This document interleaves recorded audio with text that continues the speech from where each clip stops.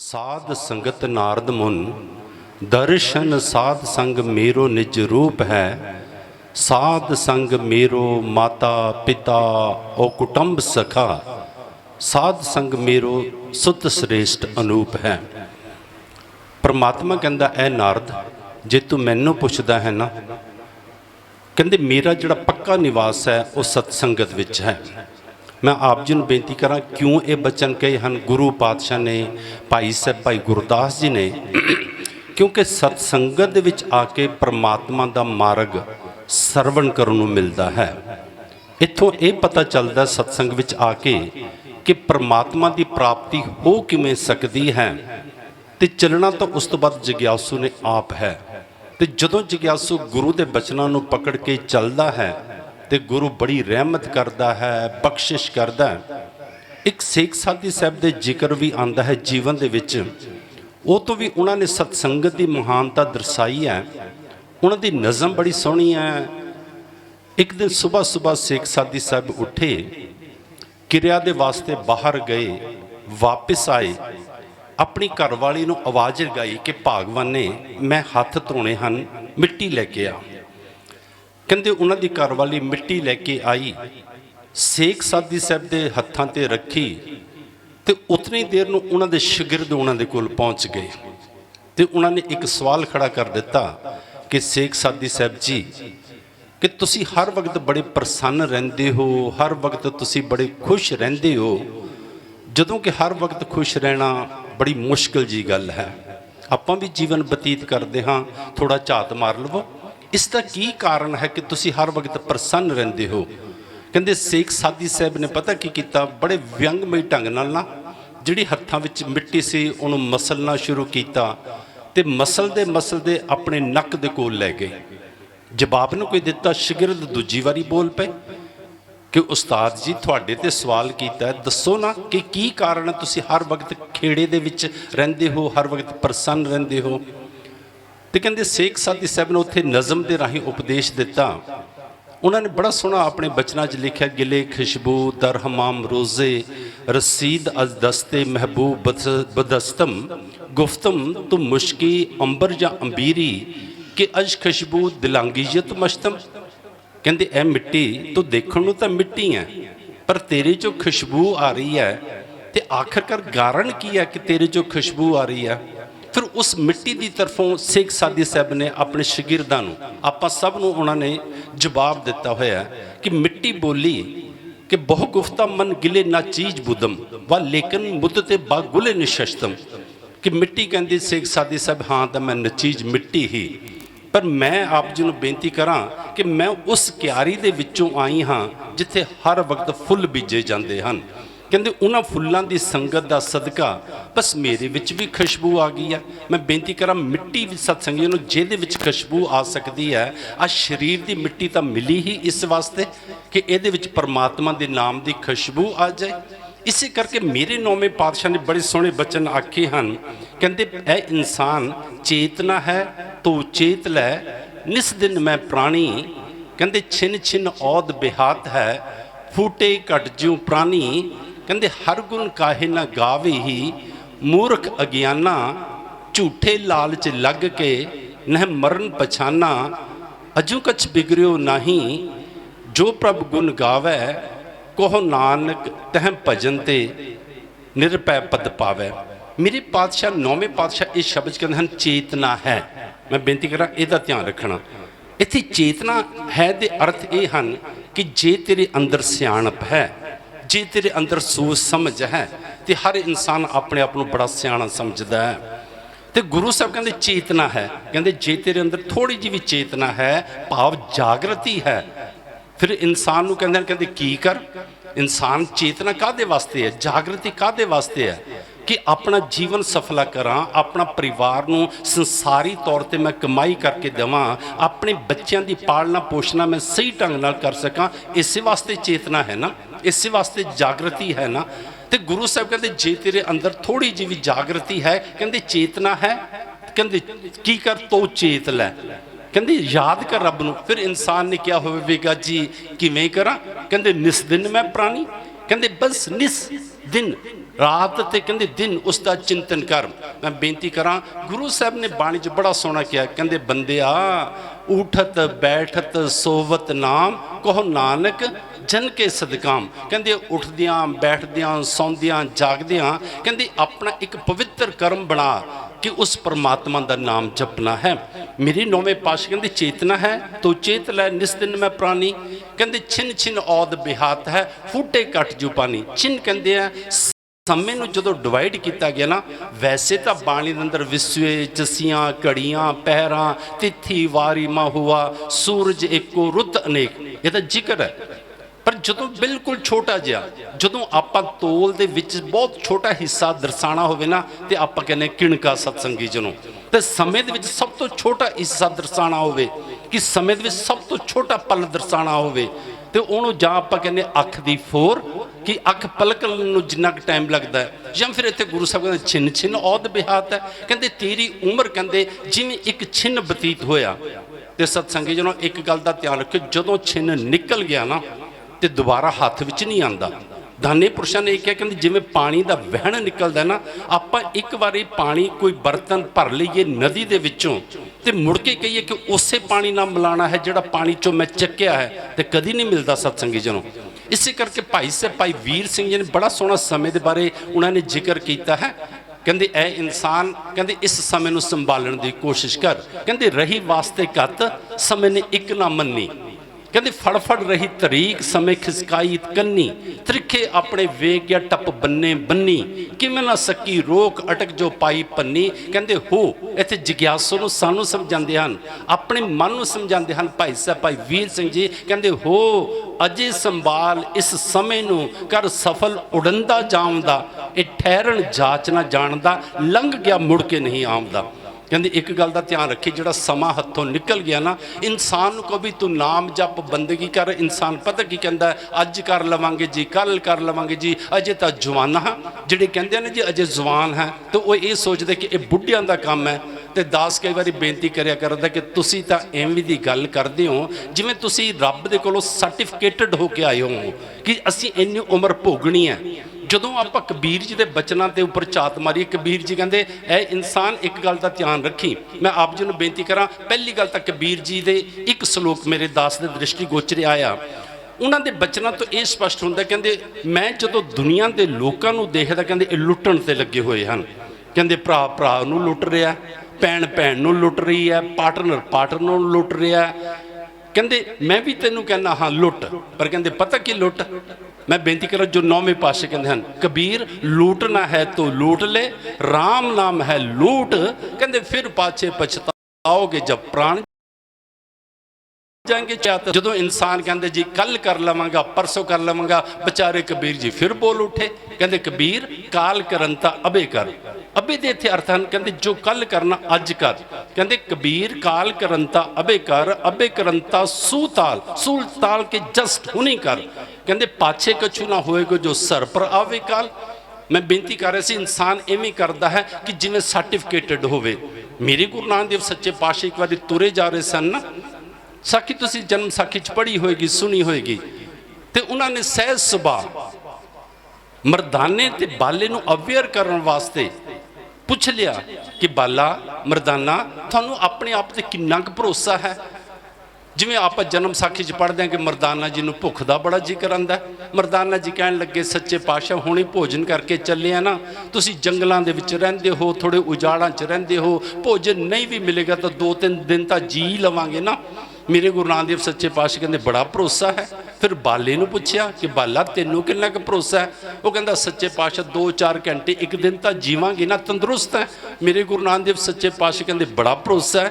दोनों ने हाथ जोड़े, कहते सच्चे पातशाह आप जी इस बारे की कहना चाहते हो। मेरे गुरु नानक देव सच्चे पातशाह कहते मत जाना सहो आवे कि ना आवे राम। कहते मैनू तो इन्ना भरोसा नहीं कि जिहड़ा श्वास मेरे अंदर गया है वो बाहर आएगा कि नहीं आएगा, तो जिहड़ा श्वास बाहर गया पता नहीं वो अंदर आएगा कि नहीं आएगा। इसी गल नूं नौवें पातशाह कहते हैं, कहते ए इंसान छिन छिन औद बिहात है।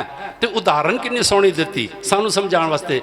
ਕਹਿੰਦੇ ਛਿਨ ਛਿਨ ਔਦ ਬਿਹਾਤ ਹੈ ਫੂਟੇ ਘਟ ਜੂ ਪਾਣੀ। ਕਈ ਵਾਰੀ ਆਪਾਂ ਘੜਾ ਲਵੋ ਨਾ ਸਤਸੰਗੀ ਜਨੋਂ, ਘੜੇ ਨੂੰ ਲੈਣ ਦਾ ਇੱਕ ਢੰਗ ਹੁੰਦਾ ਸੀਗਾ, ਵੱਧ ਤੋਂ ਵੱਧ ਉਹਦੀ ਪਰਖ ਕਰਨੀ, ਉਹਨੂੰ ਟਣਕਾਰ ਕੇ ਦੇਖਦੇ ਸੀ ਕਿ ਜੇ ਥੋੜੀ ਜਿਹੀ ਵੀ ਦਰਾਰ ਆਈ ਹੋਏਗੀ ਨਾ, ਥੋੜਾ ਤਿੜਿਆ ਹੋਏਗਾ, ਤੇ ਉਹ ਬਸ ਖੜਕਾਉਣ ਦੇ ਨਾਲ ਪਤਾ ਚੱਲ ਜਾਂਦਾ ਸੀ ਇਹ ਕੜਾ ਸਾਬਤ ਨਹੀਂ ਹੈ। ਤੇ ਕਈ ਵਾਰੀ ਕੜਾ ਬਿਲਕੁਲ ਟਣਕਾਰ ਤੇ ਵੀ ਪੂਰਾ ਉਤਰਦਾ ਹੋਵੇ, ਸਾਨੂੰ ਸਾਬਤ ਪ੍ਰਤੀਤ ਹੋਵੇ, ਪਰ ਉਹ 'ਚ ਪਤਾ ਕੀ ਹੁੰਦਾ, ਜਦੋਂ ਪਾਣੀ ਭਰ ਕੇ ਰੱਖਿਆ ਜਾਂਦਾ ਨਾ, ਜਦੋਂ ਸੁਬਾਹ ਦੇਖੋ, ਰਾਤ ਨੂੰ ਭਰ ਕੇ ਰੱਖਿਆ ਤੇ ਸੁਬਾਹ ਦੇਖੋ ਸਤਸੰਗੀ ਨੂੰ, ਉਹ ਤਕਰੀਬਨ ਅੱਧੇ ਤੋਂ ਵੀ ਜ਼ਿਆਦਾ ਖਾਲੀ ਹੋ ਜਾਂਦਾ ਸੀ। ਮੇਰੇ ਗੁਰੂ ਸਾਹਿਬ ਕਹਿੰਦੇ ਉਹਦੇ ਵਿੱਚੋਂ ਸਾਨੂੰ ਪਤਾ ਨਹੀਂ ਲੱਗਿਆ ਪਾਣੀ ਨਿਕਲ ਕਿਹੜੇ ਰਸਤੇ ਰਿਹਾ ਹੈ। ਕਹਿੰਦੇ ਇਨਸਾਨ ਨੂੰ ਵੀ ਨਹੀਂ ਪਤਾ ਲੱਗਦਾ। ਮੇਰੇ ਗੁਰੂ ਸਾਹਿਬ ਨੇ ਇੱਕ ਹੋਰ ਬੜੀ ਸੋਹਣੀ ਗੱਲ ਸਮਝਾਈ ਹੈ, ਕਹਿੰਦੇ ਜਨਨੀ ਜਾਣਤ ਸੁਤ ਬੜਾ ਹੋਤ ਹੈ। ਆਮ ਘਰ 'ਚ ਸਾਡੇ ਬੱਚੇ ਪੈਦਾ ਹੁੰਦੇ ਹਨ। ਮੈਂ ਆਪ ਜੀ ਨੂੰ ਬੇਨਤੀ ਕਰਾਂ, ਇਨਸਾਨ ਕਹਿੰਦਾ ਜੀ ਬੱਚਾ ਵੱਡਾ ਹੋ ਗਿਆ, ਪੁੱਛੋ ਜੀ 6 ਮਹੀਨੇ ਦਾ ਹੋ ਗਿਆ, ਹੁਣ ਕਿੰਨਾ ਹੋ ਗਿਆ ਜੀ, ਸਾਲ ਦਾ ਹੋ ਗਿਆ, 2 ਸਾਲ ਦਾ ਹੋ ਗਿਆ, 3 ਸਾਲ ਦਾ ਹੋ ਗਿਆ। ਆ ਜਿਹੜੇ ਬਰਥਡੇ ਮਨਾਉਂਦੇ ਹੋ, ਵੈਸੇ ਤਾਂ ਇੱਕ ਗੱਲ ਬੱਚਿਆਂ ਨੂੰ ਇਹ ਸਮਝਾਉਣੀ ਚਾਹੀਦੀ ਹੈ, ਮੋਮਬੱਤੀਆਂ ਜਗਾਉਂਦੇ ਹੋ ਨਾ, ਤੇ ਬੱਚੇ ਨੂੰ ਕਹਿੰਦੇ ਫੂਕ ਮਾਰ ਦੇ। ਹੁਣ ਫੂਕ ਮਾਰਨ ਦਾ ਬੱਚੇ ਨੂੰ ਤਾਂ ਪਤਾ ਨਹੀਂ ਹੁੰਦਾ, ਅਸਲ ਦੇ ਵਿੱਚ ਉਹ ਸਮਝਾਉਣ ਦੀ ਗੱਲ ਉਹਦੇ ਵਿੱਚ ਇਹ ਹੈ ਕਿ ਇੰਨੇ ਸਾਲ ਤੇਰੇ ਲੰਘ ਗਏ ਬੇਟਾ, ਇੰਨੇ ਸਾਲਾਂ 'ਚ ਤੂੰ ਕੀਤਾ ਕੀ, ਜਰਾ ਝਾਤ ਮਾਰ। ਇਹੀ ਗੱਲ ਤਾਂ ਮੇਰੇ 9ਵੇਂ ਮੇਰੇ ਗੁਰੂ ਪਾਤਸ਼ਾਹ ਬਾਣੀ 'ਚ ਕਹਿੰਦੇ ਜਨਨੀ ਜਾਣਤ ਸੁਤ ਬੜਾ ਹੋਤਾ ਹੈ। ਕਹਿੰਦੇ ਇਤਨਾ ਕੂ ਨਾ ਜਾਣੇ ਦਿਨ ਦਿਨ ਅਵਤ ਘੜਤ ਹੈ।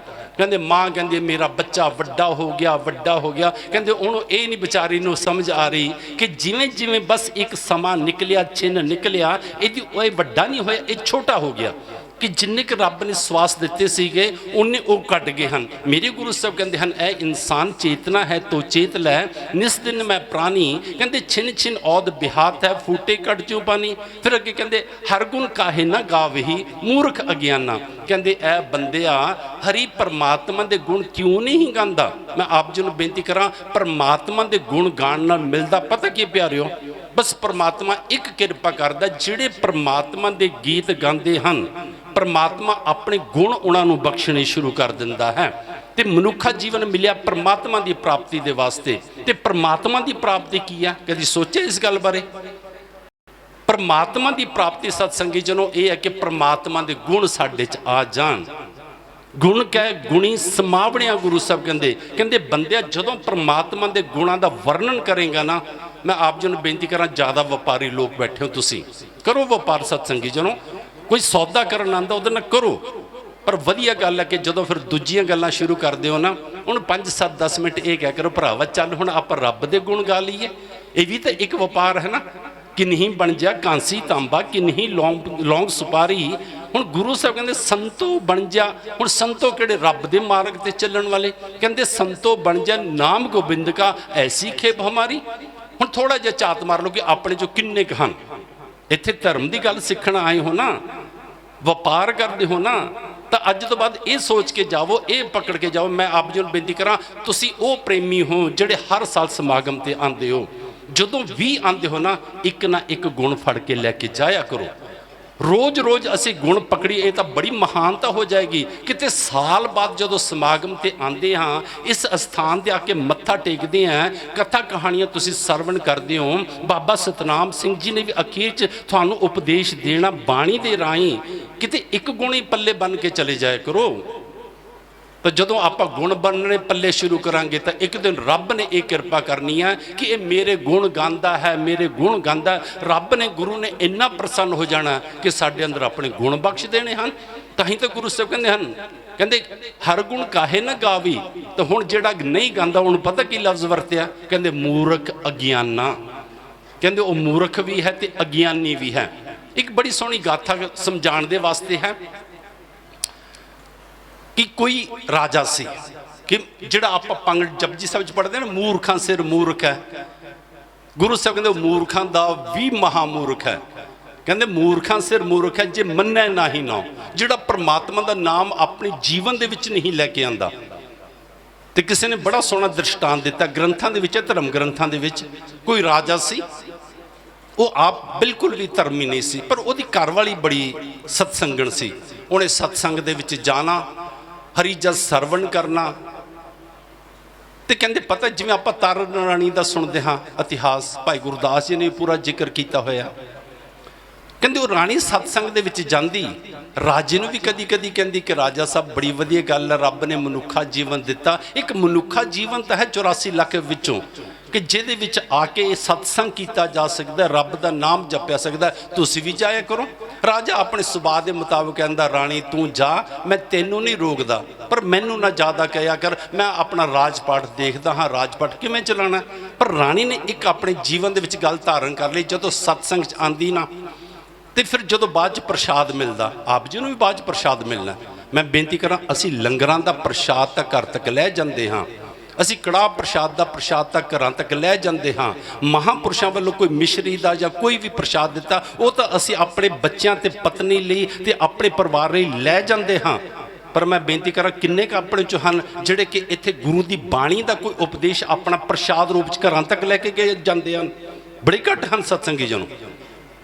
ਕਦੀ ਇਹ ਪ੍ਰਸ਼ਾਦ ਵੀ ਤਾਂ ਲੈ ਕੇ ਜਾਇਆ ਕਰੋ ਨਾ। ਰਾਣੀ ਜਿੱਥੇ ਪ੍ਰਸ਼ਾਦ ਜਿਹੜਾ ਦੂਜਾ ਪ੍ਰਸ਼ਾਦ ਸੀ ਮਿਸ਼ਟਾਨ ਦਾ, ਉਹ ਲੈ ਕੇ ਜਾਂਦੀ, ਤੇ ਜਦੋਂ ਲੈ ਕੇ ਜਾਂਦੀ ਪਤੀ ਦੇ ਹੱਥਾਂ 'ਚ, ਰਾਜੇ ਦੇ ਹੱਥਾਂ ਵਿੱਚ ਰੱਖਦੀ ਕਿ ਰਾਜਾ ਸਾਹਿਬ ਆ ਪ੍ਰਸ਼ਾਦ ਲਓ, ਤੇ ਨਾਲ ਦੀ ਨਾਲ 2 ਲਫ਼ਜ਼ਾਂ 'ਚ ਕਹਿ ਦਿੰਦੇ ਕਿ ਅੱਜ ਕਥਾ ਆ ਹੋਈ ਸੀ, ਉਹਦਾ ਸੈਂਟਰਲ ਆਈਡੀਆ ਆ ਹੈ, ਮੋਰਲ ਆ ਹੈ।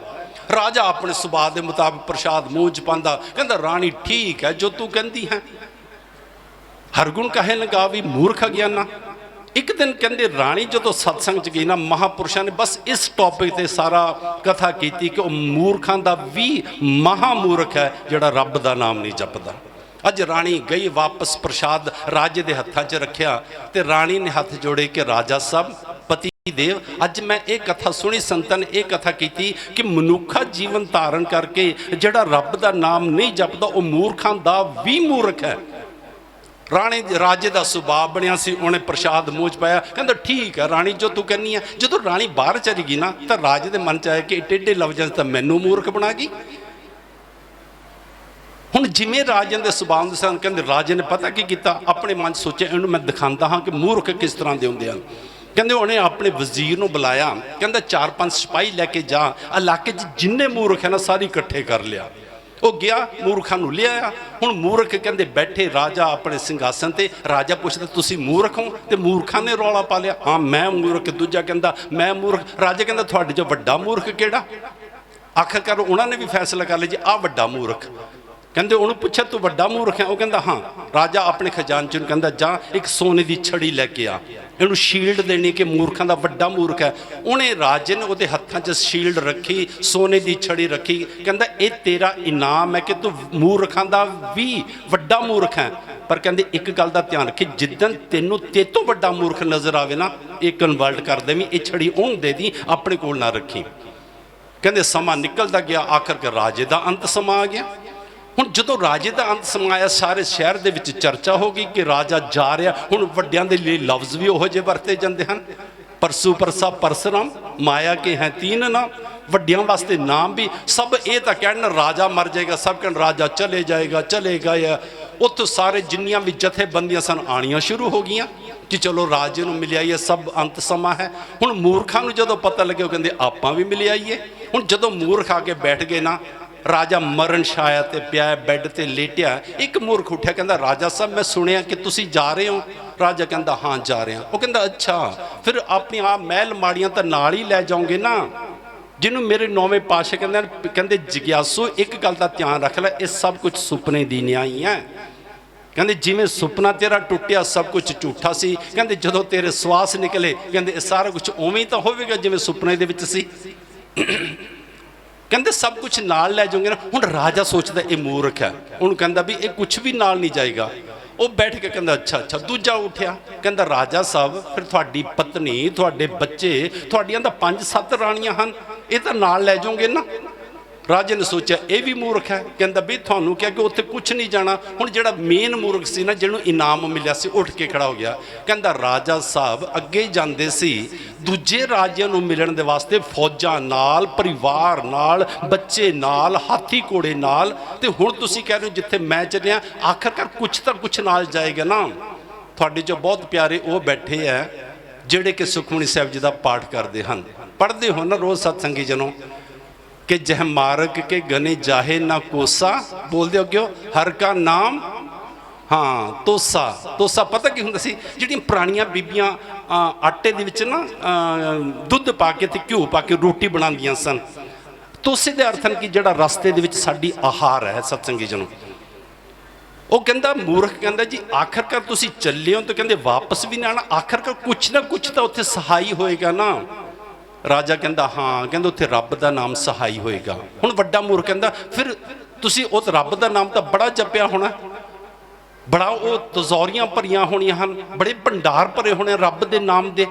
ਤੇ ਰਾਜੇ ਦੀਆਂ ਅੱਖਾਂ 'ਚ ਝੱਲ ਆ ਗਿਆ, ਕਹਿੰਦਾ ਨਹੀਂ ਵੀ ਮੈਂ ਨਾਮ ਤਾਂ ਨਹੀਂ ਜਪਿਆ। ਕਹਿੰਦੇ ਜਦੋਂ ਰਾਜੇ ਨੇ ਕਿਹਾ ਕਿ ਰੱਬ ਦਾ ਨਾਮ ਨਹੀਂ ਜਪਿਆ, ਕਹਿੰਦੇ ਮੂਰਖ ਨੇ ਪਤਾ ਕੀ ਕੀਤਾ, ਫਟਾਫਟ ਸੋਟੀ ਰਾਜੇ ਦੇ ਹੱਥਾਂ 'ਚ ਰੱਖ ਦਿੱਤੀ।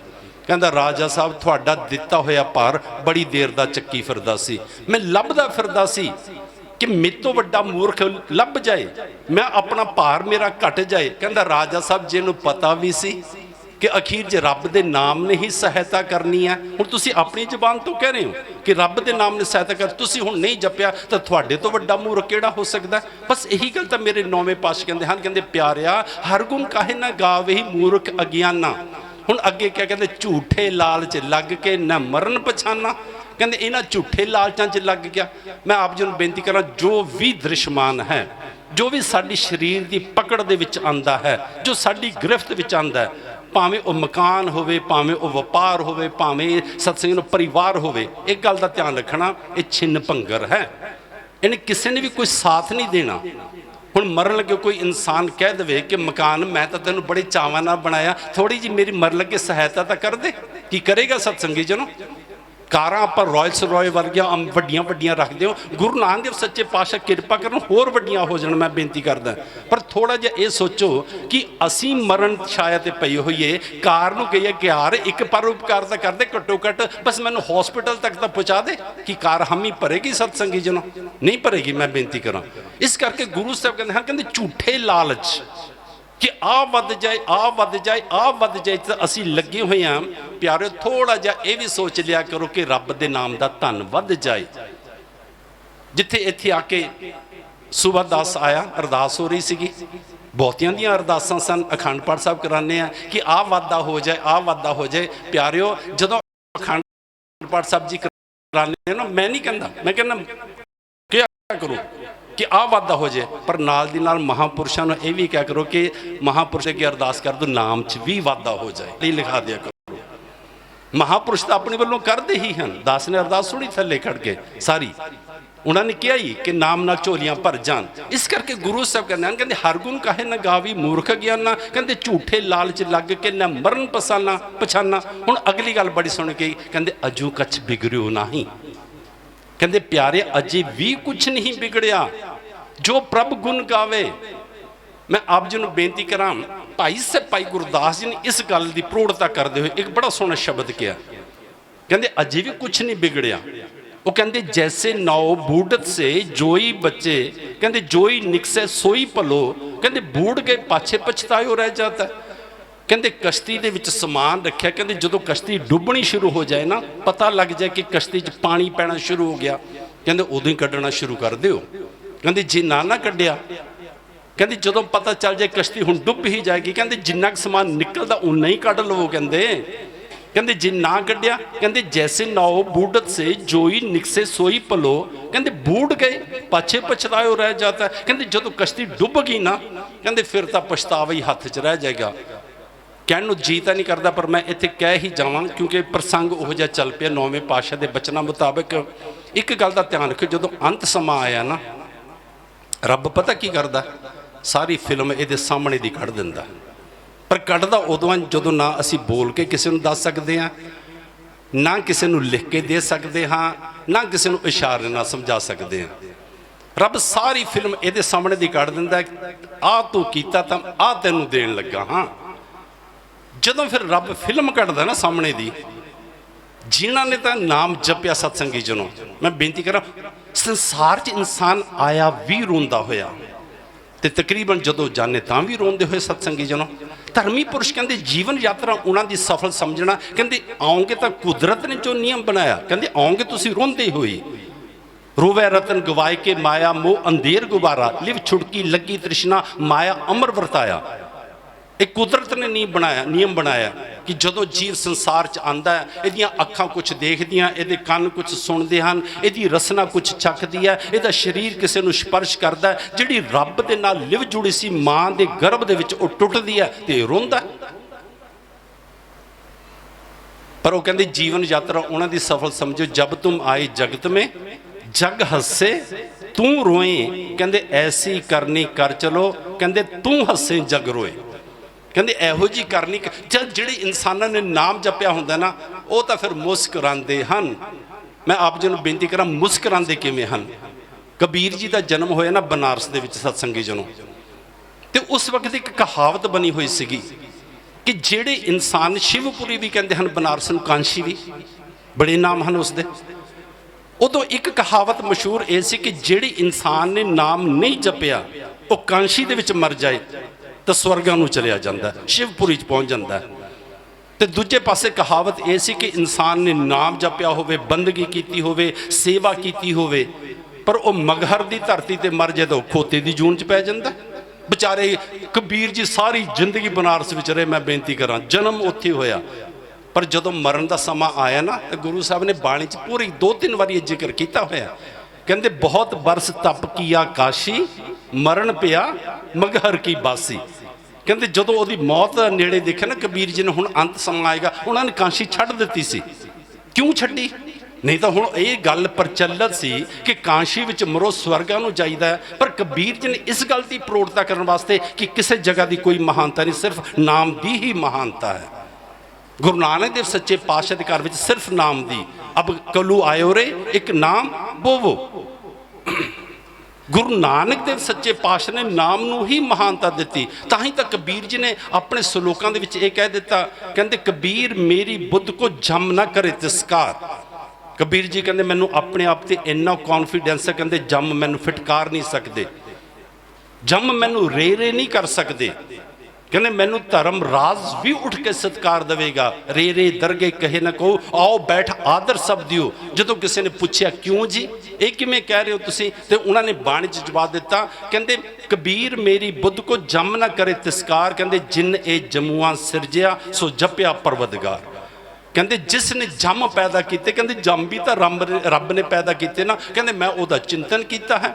इसे करके गुरु साहब कहते हैं, कहते ए इंसान, कहते अबू अजू कुछ बिगड़ियो नहीं, कहते हाले भी कुछ नहीं बिगड़िया। तो मैं भाई गुरदास जी का बचन आप जी को कह रहा सी प्यारियो, वो कहते जिमें कश्ती च पानी पैना शुरू हो गया, कहते जो पता चल जाए। हुण मैं बेनती करा, आ कथा कहानियां ये कीर्तन बाणी का ये पता ही तो करा रहा सन, होर की करते हैं सत्संगी जनों। भाई गुरदास जी कहते जो पता चल जाए कश्ती च पानी पैना शुरू हो गया, उदों ही कढ़ना शुरू कर दो। कहते जे ना कढ़िया, कहते कश्ती भी डुब जाएगी, थोड़ा समान भी सारा डुब जाएगा। तो दूजी उदाहरण उन्होंने दी, कहते जैसे चोर लागे जागे, जोई बचे सोई भलो, कहते सोए गिरी तो घर देखा उठ परात है। कहते जो पता चल जाए चोर लगे हुए हैं, लगे है ना सत्संगी नूं चोर। मैं बेनती करा बाहरले चोर साड़ी दुकान नूं व्यापार नूं घर नूं लग जाण, उहदी तां सानूं बड़ी चिंता है। जिहड़े रोज़ चोर काम क्रोध लोभ मोह अहंकार सत्संगी जनों लगे हुए हैं, ताही तो गुरु साहब ने बाणी च कह दिता, जिन मिल मारे पंच सूरबीर ऐसो कौन बलीरे। कहते ये जिहड़े पंज चोर लगे हुए हैं, जिहड़े नित नित लुट ले जाई जाते हैं, कहते कभी इन्हां तो अवेयर होया, कभी जागिया है। भाई गुरदास जी कहते जो पता लग जाए कि चोर लगे हुए हैं, कहते उदों ही जाग जाओ। कहते जेकर सुते रह गए ना, कहते पता की होएगा, कहते सारा घर लुटिया जाएगा, खाली रह जाओगे। हुण तीजी उदाहरण दी उन्होंने, कहते ए इंसान, कहते पहली उदाहरण दी उन्होंने कादी कश्ती की, दूजी दी उन्होंने चोर लगन की, तो तीजी उदाहरण दी उन्होंने घर नूं अग लगन की।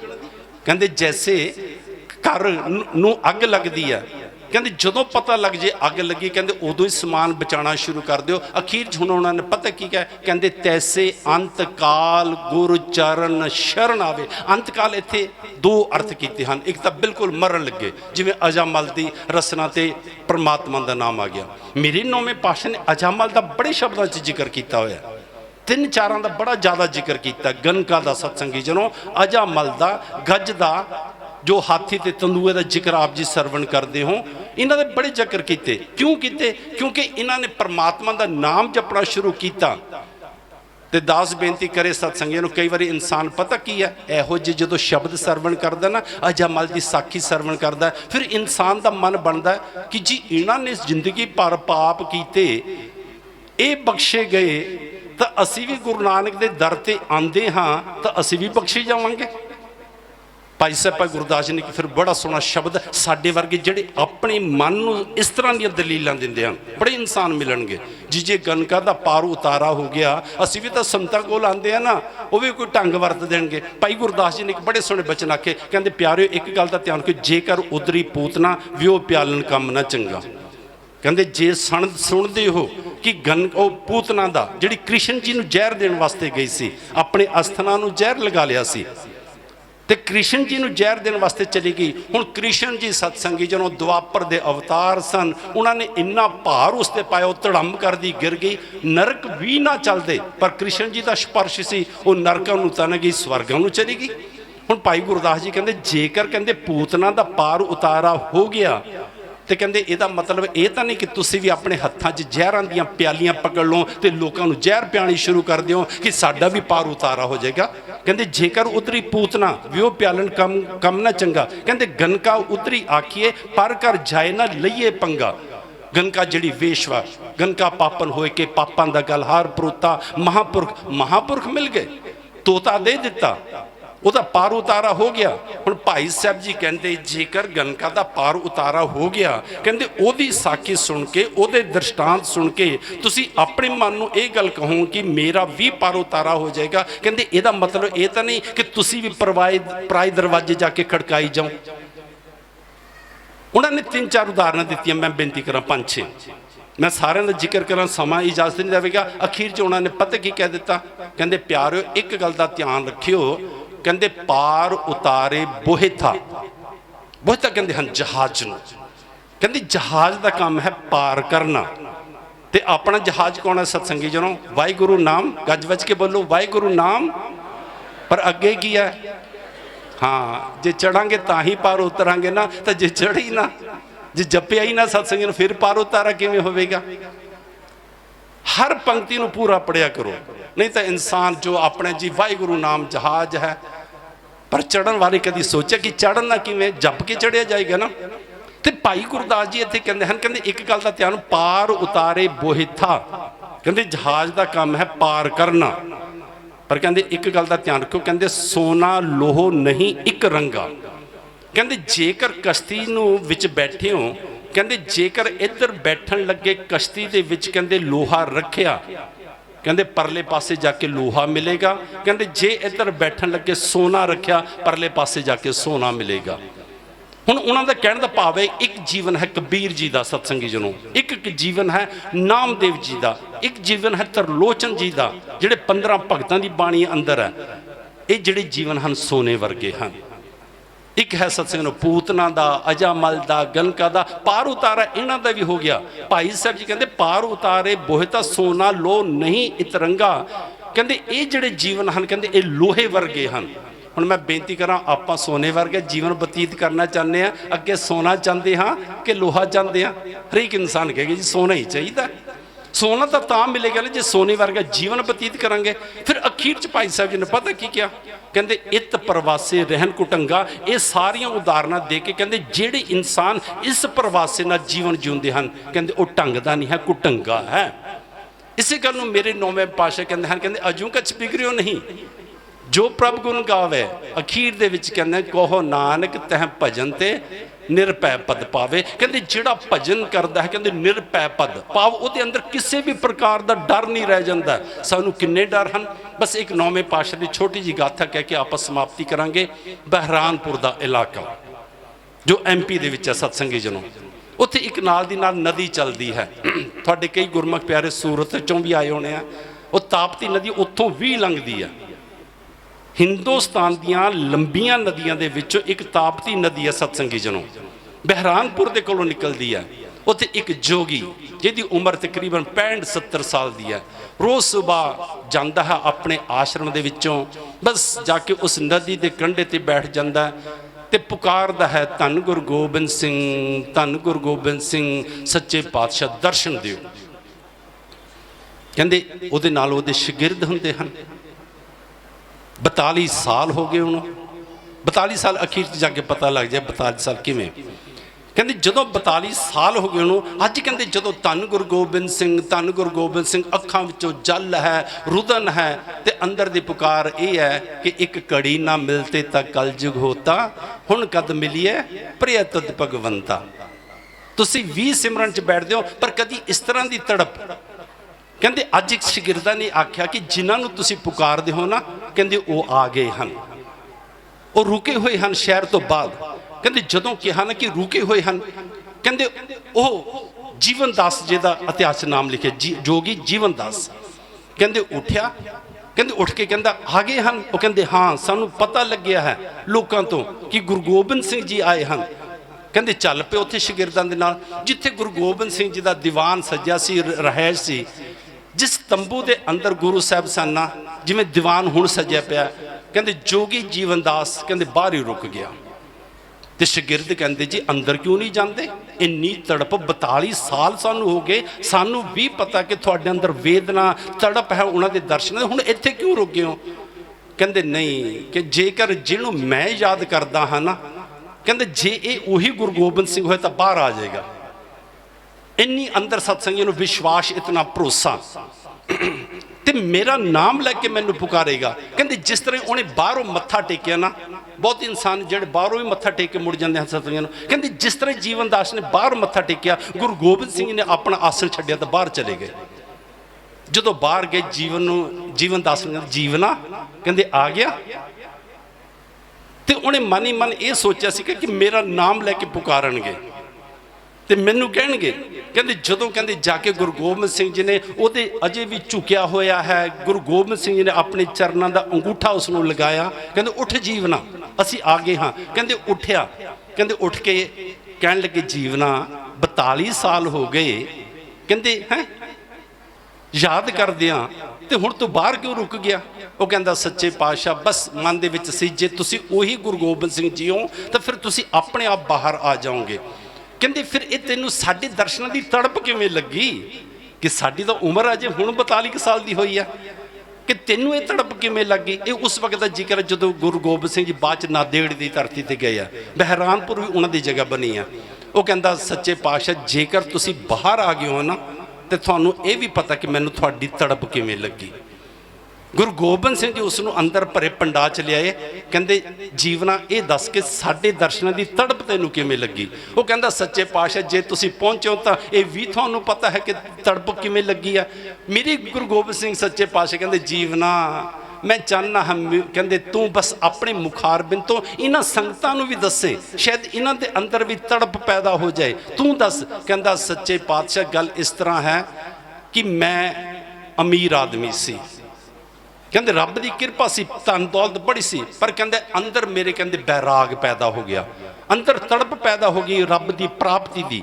ਕਹਿੰਦੇ ਰੱਬ ਦੀ ਪ੍ਰਾਪਤੀ ਦੇ ਵਾਸਤੇ ਕਿਸੇ ਨੇ ਕਿਹਾ ਕਿ ਪੂਰਨ ਗੁਰੂ ਅਵਤਾਰ ਚਾਹੀਦਾ ਹੈ। ਕਹਿੰਦੇ ਪੂਰਨ ਗੁਰੂ ਅਵਤਾਰ ਦੀ ਤਲਾਸ਼ ਕਰਦਾ ਕਹਿੰਦੇ ਮੈਂ ਢਾਕਾ ਪਹੁੰਚ ਗਿਆ। ਕਹਿੰਦੇ ਧਨ ਦੌਲਤ ਤਾਂ ਮੇਰੇ ਕੋਲ ਸੀਗੀ ਪਰ ਅੰਦਰ ਤੜਪ ਪੈਦਾ ਹੋ ਗਈ। ਕਹਿੰਦੇ ਜਦੋਂ ਮੈਂ ਢਾਕਾ ਪਹੁੰਚਿਆ, ਕਹਿੰਦੇ ਕਿਸੇ ਨੇ ਆਖਿਆ ਕਿ ਇੱਥੇ ਬੁਲਾਕੀ ਦਾਸ ਜੀ ਰਹਿੰਦੇ ਹਨ। ਕਹਿੰਦੇ ਬੁਲਾਕੀ ਦਾਸ ਜੀ ਦਾ ਜਦੋਂ ਮੈਨੂੰ ਪਤਾ ਚੱਲਿਆ, ਕਹਿੰਦੇ ਮੈਂ ਉਹਨਾਂ ਦੇ ਘਰ ਪਹੁੰਚਿਆ। ਕਹਿੰਦੇ ਪਤਾ ਬੁਲਾਕੀ ਦਾਸ ਜੀ ਕੀ ਕਰ ਰਹੇ ਸਨ? ਕਹਿੰਦੇ ਇੱਕ ਪਲੰਘ ਬੁਣ ਰਹੇ ਸਨ। ਕਹਿੰਦੇ ਪਲੰਘ ਬੁਣਦੇ ਤੇ ਅੱਖਾਂ ਦੇ ਵਿੱਚ ਹੰਝੂ ਸਨ ਉਹਨਾਂ ਦੇ, ਤੇ ਕਹਿੰਦੇ ਉਹਨਾਂ ਦੀ ਮਾਤਾ ਖੇਸ ਬੁਣ ਰਹੀ ਸੀ, ਕਹਿੰਦੇ ਉਹਦੀਆਂ ਦੀ ਵੀ ਅੱਖਾਂ 'ਚ ਹੰਝੂ। ਕਹਿੰਦੇ ਜੀ ਮੈਂ ਜੀਵਨ ਦਾਸ ਕਹਿੰਦਾ ਮੈਂ ਸੱਚੇ ਪਾਤਸ਼ਾਹ ਉਹਨਾਂ ਨੂੰ ਪੁੱਛਿਆ ਵੀ ਇਹ ਕਿਹਦੇ ਲਈ ਬੁਣ ਰਹੇ ਹੋ? ਉਹ ਕਹਿੰਦੇ ਜੀ ਗੁਰੂ ਤੇਗ ਬਹਾਦਰ ਸੱਚੇ ਪਾਤਸ਼ਾਹ ਹਨ, ਗੁਰੂ ਨਾਨਕ ਦੇਵ ਸੱਚੇ ਪਾਤਸ਼ਾਹ ਜੀ ਦੀ ਜੋਤ ਹਨ, 9ਵੇਂ ਜਾਮੇ ਦੇ ਵਿੱਚ ਹਨ, ਬਸ ਉਹਨਾਂ ਦੇ ਦਰਸ਼ਨ ਕਰਨਾ ਚਾਹੁੰਦੇ ਆ ਤੇ ਪਲੰਘ ਅਤੇ ਖੇਸ ਇਸ ਵਾਸਤੇ ਬੁਣ ਰਹੇ ਆ ਕਿ ਗੁਰੂ ਤੇਗ ਬਹਾਦਰ ਸੱਚੇ ਪਾਤਸ਼ਾਹ ਇੱਥੇ ਆਣ ਤੇ ਆ ਕੇ ਇਸ ਸਿੰਘਾਸਨ ਦੇ ਉੱਪਰ ਸੁਸ਼ੋਭਿਤ ਹੋਣ ਤੇ ਇੱਥੇ ਵਿਸ਼ਰਾਮ ਕਰਨ। ਕਹਿੰਦੇ ਉਹਨਾਂ ਨੇ ਮੈਨੂੰ ਇਹ ਸਾਰੀ ਵਾਰਤਾ ਸੁਣਾਈ। ਕਹਿੰਦੇ ਮੈਂ ਉਹਨਾਂ ਨੂੰ ਪੁੱਛਿਆ ਕਿ ਅੱਜ ਕੱਲ੍ਹ ਗੁਰੂ ਤੇਗ ਬਹਾਦਰ ਸੱਚੇ ਪਾਤਸ਼ਾਹ ਕਿੱਥੇ ਹਨ? ਕਹਿੰਦੇ ਜੀ ਅੱਜ ਕੱਲ੍ਹ ਉਹਨਾਂ ਨੇ ਕਿਹਾ ਅਸਾਮ ਦੇ ਵਿੱਚ ਹਨ, ਜਿੱਥੇ ਅੱਜ ਸਤਸੰਗ ਧੋਬੜੀ ਸਾਹਿਬ ਬਣਿਆ ਹੋਇਆ 9ਵੇਂ ਪਾਤਸ਼ਾਹ ਦੀ ਯਾਦ ਵਿੱਚ। ਕਹਿੰਦੇ ਉਹ ਕਹਿੰਦੇ ਅਸਾਮ ਦੇ ਵਿੱਚ ਹਨ। ਕਹਿੰਦੇ ਮੇਰੇ ਕੋਲ ਧਨ ਦੌਲਤ ਸੀ, ਅੱਗੇ ਅੱਜ ਵਰਗੇ ਸਾਧਨ ਨਹੀਂ ਸਨ ਕਿ ਜਦੋਂ ਜੀ ਕੀਤਾ ਕਾਰ ਚੱਕੀ ਜਿੱਥੇ ਦੇ ਦਰਸ਼ਨ ਕਰਨੇ ਆ। ਕਹਿੰਦੇ ਮੈਂ ਚੱਲਦਾ ਕਹਿੰਦੇ ਉੱਥੇ ਪਹੁੰਚ ਗਿਆ। ਕਹਿੰਦੇ ਜਦੋਂ ਉੱਥੇ ਪਹੁੰਚਿਆ ਤੇ ਕਹਿੰਦੇ ਮੇਰੇ ਮਨ ਦੇ ਵਿੱਚ ਕਿ ਜਿਹੜੇ ਤੇਗ ਬਹਾਦਰ ਜੀ ਦੇ ਇਹਨਾਂ ਨੇ ਜ਼ਿਕਰ ਕੀਤਾ ਸੀ ਬੁਲਾਕੀ ਦਾਸ ਨੇ ਤੇ ਉਹਦੀ ਮਾਤਾ ਨੇ, ਜੇ ਇਹ ਉਹੀ ਤੇਗ ਬਹਾਦਰ ਹਨ ਤਾਂ ਫਿਰ ਇਹ ਮੇਰਾ ਨਾਮ ਲੈ ਕੇ ਪੁਕਾਰਨਗੇ ਅਤੇ ਆਪਣੇ ਸੱਜੇ ਚਰਨ ਦਾ ਅੰਗੂਠਾ ਮੇਰੇ ਮਸਤਕ ਨੂੰ ਸਪਰਸ਼ ਕਰਨਗੇ ਜਦੋਂ ਮੈਂ ਮੱਥਾ ਟੇਕਾਂਗਾ। ਕਹਿੰਦੇ ਜਦੋਂ ਉਹ ਅੰਦਰ ਗਿਆ, ਗੁਰੂ ਤੇਗ ਬਹਾਦਰ ਸੱਚੇ ਪਾਤਸ਼ਾਹ ਸਿੰਘਾਸਨ ਤੇ ਬੈਠੇ। ਕਹਿੰਦੇ ਜਦੋਂ ਮੈਂ ਗਿਆ ਤੇ ਕਹਿੰਦੇ ਮੈਂ ਜਦੋਂ ਜਾ ਕੇ ਮੱਥਾ ਟੇਕਿਆ, ਕਹਿੰਦੇ ਗੁਰੂ ਤੇਗ ਬਹਾਦਰ ਸੱਚੇ ਪਾਤਸ਼ਾਹ ਨੇ ਆਪਣਾ ਸੱਜਾ ਚਰਨ ਕੱਢਿਆ ਤੇ ਮੇਰੇ ਮਸਤਕ ਨੂੰ ਆਪਣਾ ਅੰਗੂਠਾ ਲਗਾ ਦਿੱਤਾ ਤੇ ਕਹਿੰਦੇ ਮੇਰਾ ਨਾਮ ਕਹਿੰਦੇ ਜੀਵਨਾ ਆ ਗਿਆ ਹੈ। ਕਹਿੰਦਾ ਜੀ ਮੈਂ ਆਖਿਆ ਜੀ ਸੱਚੇ ਪਾਤਸ਼ਾਹ। ਕਹਿੰਦੇ ਮੈਂ ਉਹਨਾਂ ਦਾ ਸਤਸੰਗ ਕਰਦਾ ਰਿਹਾ, ਮੈਨੂੰ ਉਹਨਾਂ ਨੇ ਉਹ ਕੁਝ ਬਖਸ਼ ਦਿੱਤਾ ਜਿਹਦੇ ਨਾਲ ਮੈਂ ਪਰਮ ਪਦ ਦੀ ਪ੍ਰਾਪਤੀ ਕਰ ਲਵਾਂਗਾ। ਕਹਿੰਦੇ ਸੱਚੇ ਪਾਤਸ਼ਾਹ ਜਦੋਂ ਗੁਰੂ ਤੇਗ ਬਹਾਦਰ ਸੱਚੇ ਪਾਤਸ਼ਾਹ ਵਾਪਸ ਜਾਣ ਲੱਗੇ ਤੇ ਮੈਂ ਬੇਨਤੀ ਕੀਤੀ ਕਿ ਸੱਚੇ ਪਾਤਸ਼ਾਹ ਮੈਨੂੰ ਵੀ ਨਾਲ ਲੈ ਚੱਲੋ ਨਾ, ਤਾਂ ਕਿ ਪਾਛੇ ਜੀਵਨਾ ਤ੍ਰਿਗ ਜੀਵਨ ਸੰਸਾਰ। ਮੇਰੇ ਗੁਰੂ ਅੰਗਦ ਦੇਵ ਸੱਚੇ ਪਾਤਸ਼ਾਹ ਨੇ ਕਿਹਾ ਸੀ ਜਿਸ ਪਿਆਰੇ ਸਿਉਨੇ ਹੋ ਤਿਸ ਆਗੇ ਮਰ ਚੱਲੀਏ, ਤ੍ਰਿਗ ਜੀਵਨ ਸੰਸਾਰ ਤਾਂ ਕਿ ਪਾਛੇ ਜੀਵਨਾ। ਕਹਿਣ ਲੱਗਾ ਸੱਚੇ ਪਾਤਸ਼ਾਹ ਮੈਨੂੰ ਵੀ ਨਾਲ ਲੈ ਚੱਲੋ। ਕਹਿੰਦੇ ਗੁਰੂ ਤੇਗ ਬਹਾਦਰ ਸੱਚੇ ਪਾਤਸ਼ਾਹ ਕਹਿੰਦੇ ਜੀਵਨਾ ਸਮਾਂ ਬੜਾ ਖਤਰਨਾਕ ਹੈ, ਅਸੀਂ ਤਾਂ ਸ਼ਹਾਦਤ ਦੇ ਦੇਵਾਂਗੇ, ਪਰ ਤੂੰ ਅਜੇ ਬਸ ਆਪਣੇ ਇਲਾਕੇ 'ਚ ਵਿਚਰ ਤੇ ਗੁਰੂ ਨਾਨਕ ਦੇਵ ਸੱਚੇ ਪਾਤਸ਼ਾਹ ਦੇ ਦਰ ਘਰ ਦਾ ਪ੍ਰਚਾਰ ਕਰ। ਕਹਿੰਦੇ ਜੀ ਮੈਂ ਆਖਿਆ ਜੀ ਫਿਰ ਦਰਸ਼ਨ ਕਦੋਂ ਹੋਣਗੇ? ਕਹਿੰਦੇ 42 ਸਾਲ ਬਾਅਦ ਦਰਸ਼ਨ ਹੋਣਗੇ। ਕਹਿੰਦੇ ਉਦੋਂ ਅਸੀਂ ਗੁਰੂ ਗੋਬਿੰਦ ਸਿੰਘ ਦੇ ਰੂਪ ਦੇ ਵਿੱਚ ਆਵਾਂਗੇ। ਕਹਿੰਦੇ ਫਿਰ ਤੈਨੂੰ ਦਰਸ਼ਨ ਹੋਣਗੇ। ਮੈਂ ਬੇਨਤੀ ਕੀਤੀ ਕਿ ਜਦੋਂ ਗੁਰੂ ਗੋਬਿੰਦ ਸਿੰਘ ਜੀ ਨੇ ਪੁੱਛਿਆ ਕਿ ਇਹ ਤੜਪ ਕਿਵੇਂ ਲੱਗੀ ਸਾਡੇ ਦਰਸ਼ਨਾਂ ਦੀ, ਉਹ ਕਹਿੰਦਾ ਜੀ ਗੁਰੂ ਤੇਗ ਬਹਾਦਰ ਸੱਚੇ ਪਾਤਸ਼ਾਹ ਤੁਹਾਡੇ ਪਿਤਾ ਜੀ ਕਹਿ ਗਏ ਸਨ, ਕਹਿੰਦੇ ਉਹ ਤਾਂ ਚਲੇ ਗਏ। ਕਹਿੰਦੇ ਮੈਂ ਬਹਿਰਾਨਪੁਰ ਬੁਰਹਾਨਪੁਰ ਆ ਗਿਆ, ਇੱਥੇ ਆ ਕੇ ਆਸ਼ਰਮ ਬਣਾ ਲਿਆ। ਕਹਿੰਦਾ ਰੋਜ਼ ਨਦੀ ਦੇ ਕੰਢੇ ਤੇ ਆ ਕੇ ਬੈਠਦਾ ਸੀ ਤੇ ਪੁਕਾਰਦਾ ਸੀ ਗੁਰੂ ਗੋਬਿੰਦ ਸਿੰਘ ਜੀ ਦਰਸ਼ਨ ਦਿਓ, ਦਰਸ਼ਨ ਦਿਓ। ਮੈਂ ਆਪ ਜੀ ਨੂੰ ਬੇਨਤੀ ਕਰਾਂ ਸਤਸੰਗੀ ਜਨੋ, ਇੱਕ ਗੱਲ ਦਾ ਧਿਆਨ ਰੱਖੋ, ਜਿਹੜਾ ਬੁਲਾਕੀ ਦਾਸ ਨੇ ਪਲੰਗ ਬਣਾਇਆ ਸੀ ਨਾ ਤੇ ਉਹਦੀ ਮਾਤਾ ਨੇ ਖੇਸ ਬਣਾਇਆ ਸੀ। ਜਦੋਂ ਗੁਰੂ ਤੇਗ ਬਹਾਦਰ ਸੱਚੇ ਪਾਤਸ਼ਾਹ ਉੱਥੇ ਪਹੁੰਚੇ, ਮੈਂ ਜ਼ਿਆਦਾ ਵਿਸਤਾਰ 'ਚ ਬਸ ਸਮਾਪਤੀ ਕਰ ਦੇਵਾਂ, ਸਮਾਂ ਹੋ ਗਿਆ ਜੋ ਦਿੱਤਾ ਸੀ, ਇੱਕ ਅੱਧਾ ਮਿੰਟ ਬਸ। ਤੇ ਜਦੋਂ ਗੁਰੂ ਤੇਗ ਬਹਾਦਰ ਸੱਚੇ ਪਾਤਸ਼ਾਹ ਪਹੁੰਚੇ ਤੇ ਉਸੇ ਪਲੰਗ ਤੇ ਉਹਨਾਂ ਨੇ ਜਦੋਂ ਆਸਣ ਲਗਾਇਆ ਨਾ ਤੇ ਬੁਲਾਕੀ ਦਾਸ ਵੀ ਮਸੰਦ ਸੀ, ਅਮੀਰ ਆਦਮੀ ਸੀ। ਤੇ ਜਦੋਂ ਗੁਰੂ ਤੇਗ ਬਹਾਦਰ ਸੱਚੇ ਪਾਤਸ਼ਾਹ ਚੱਲਣ ਲੱਗੇ ਨਾ ਤੇ ਮਾਤਾ ਨੇ ਕਿਹਾ ਕਿ ਸੱਚੇ ਪਾਤਸ਼ਾਹ ਕਿਰਪਾ ਕਰ ਜਾਓ ਕਿ ਤੁਹਾਡੇ ਦਰਸ਼ਨ ਹੁੰਦੇ ਰਹਿਣ। ਤੇ ਕਹਿੰਦੇ ਉਸ ਮਾਤਾ ਨੇ ਕਹਿੰਦੇ ਅਮੀਰ ਸੀ, ਫਿਰ ਤਸੱਵਰ ਸੱਦਿਆ ਸੀ।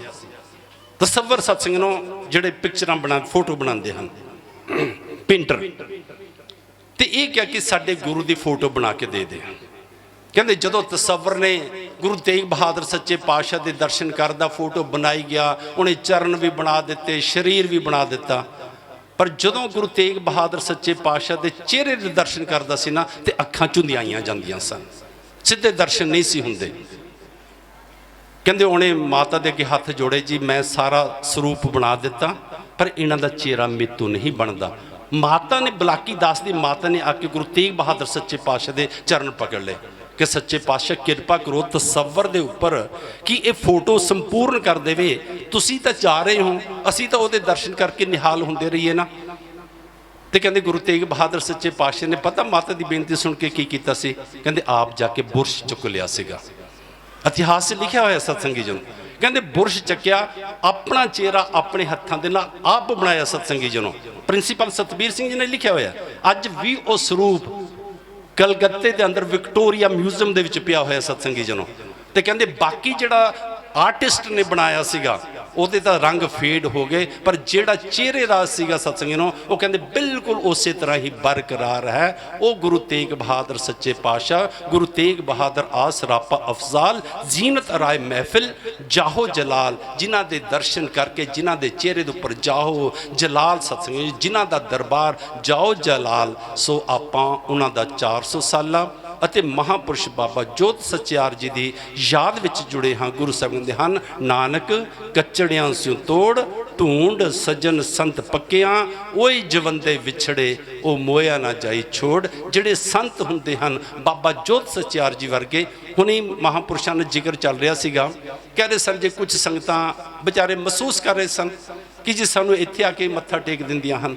ਮੈਂ ਆਖਿਆ ਜੀ ਸਾਡੇ ਕੱਟੜਵਾਦੀਆਂ ਨੇ ਤਾਂ ਆ ਜਿਹੜੀਆਂ ਸਹਿਜਧਾਰੀਆਂ ਗੁਰੂ ਨਾਨਕ ਦੀਆਂ ਸੰਗਤਾਂ ਨਾ, ਜਿਹੜੀਆਂ ਬਖਸ਼ਿਸ਼ਾਂ ਛੇਵੇਂ ਪਾਤਸ਼ਾਹ ਨੇ ਕੀਤੀਆਂ, ਚੌਥਿਆਂ ਨੇ ਕੀਤੀਆਂ, ਸ਼ੋਮਾ ਸ਼ਾਹ ਜੀ ਵਰਗਿਆਂ ਉੱਪਰ ਸਤਮੇ ਨੇ ਕੀਤੀਆਂ, मैं कि ਜਿਹੜੀਆਂ ਬਖਸ਼ਿਸ਼ਾਂ ਕੀਤੀਆਂ ਤੁਸੀਂ ਹੀ ਹੋ ਜਿਨ੍ਹਾਂ ਨੇ ਅਜੇ ਤੱਕ ਸਹਿਜਧਾਰੀ ਸੰਗਤਾਂ ਨੂੰ ਜੋੜਿਆ ਹੋਇਆ ਹੈ। नहीं तो साढ़े कट्टड़वादी कुछ लोगों ने तो इन्हां प्रेमियों नूं जिन्हां दे अंदर तड़प, जिन्हां दे अंदर सिक, जिन्हां दे अंदर सेवा भाव उन्होंने तोड़ के रख दिता। गुरु पातशाह के चरणों च यही अरदास है कि सच्चे पातशाह ये जड़ियाँ आप जी ने रहमतां कीतियां, जड़ियाँ मंजियां बख्शियां, जो रहमतां कीतियां बाबा जोत सचियार जी वर्गियां ने, जो आप जी ने रहमतां कीतियां सच्चे पातशाह गोंदा जी वर्गियां ते, गोला जी वर्गियां ते अते होर जो सोमा शाह जी वर्गियां ते सच्चे पातशाह इन्हां दे उपर भी अपनियां रहमतां बख्शिशां बनाई रखना ताकि संगतां नूं आप जी दे चरनां दे नाल जोड़दे रहन। हुण दास तो बाद बड़े परम प्यारे सत्कारयोग जिन्हां दे उपर रहमत है, बख्शिश है, कहण तो भाव भाई सपाई अमनदीप सिंह जी, उन्हां ने कीर्तन द्वारा विचारां द्वारा आप जी नूं निहाल करना। समय के मुताबिक 4-5 मिनट की गुस्ताखी कर गया हाँ, होइयां भुल्लां दी माफ़ी दिओ। महापुरुष प्यार करते हैं बाबा सतनाम सिंह जी, भाई साहब भाई मनमोहन सिंह जी अते जिहड़े स्टेज चलाते हैं ये भी बड़े आप जी दे निर्माण जी बहुत अच्छे ढंग के नाल सेवा निभाते हैं। गुरु पातशाह के चरण च यही अरदास के सच्चे पातशाह बस ये प्रेम दियां गंढां जो महापुरुषों नाल बणियां हन ये पीढ़ियां हुंदियां रहन। कुटान कुटान शुक्र साहिब श्री गुरु ग्रंथ साहिब जी का जिहड़े अपनी गोद च बिठा के तुच्छ बुद्धि अनुसार बाणी दी विचार करवाते हैं, अपने गुणां दी विचार संगतां दे नाल सांझी करवाते हैं। बहुत बहुत कुटान कुटान शुक्र महापुरुषों का समुचे प्रबंधकों का बहुत बहुत धन्यवाद। आप रब वर्गियां संगतां का जो एक मन एक चित्त होकर सरवण करते हो आप जी का भी बहुत बहुत धन्यवाद। होवे भुल खिमा सब करना बिरद खालसे संदा बख्शणहार गुरु ते संगत भुलणहार ए बंदा। वाहिगुरु जी का खालसा वाहिगुरु जी।